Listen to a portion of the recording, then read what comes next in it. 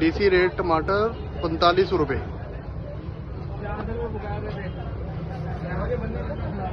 भाईजान 80 रुपये किलो टमाटर है, आप 80 रुपये किलो टमाटर कह रहे हो, 80 रुपये किलो भाई टमाटर कह रहे हैं और ये 45 रुपये तो रेट है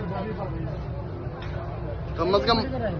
हाँ जी दे दे, ये क्या दे दो ना, 45 रुपए किलो टमाटर, आप 80 रुपए कह रहे हो। टमाटर खत्म है भाईजान, टमाटर खत्म है, टमाटर अच्छा जी ठीक है दे दो, खत्म हो गया, सुबह आ जाना, सुबह ले लेना 45 रुपए किलो के हिसाब से। वो अभी आपके टमाटर आए नीचे पड़े हैं, ये देखें।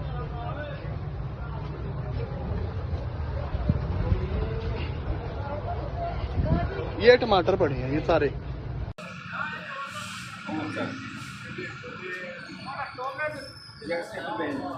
ओवर चार्जिंग कर रहे हो, मना किया उतर दिन पर क्यों ओवर चार्जिंग नहीं और प्लस कस्टमर नाल बदतमीजी, इंतहाई बदतमीजी।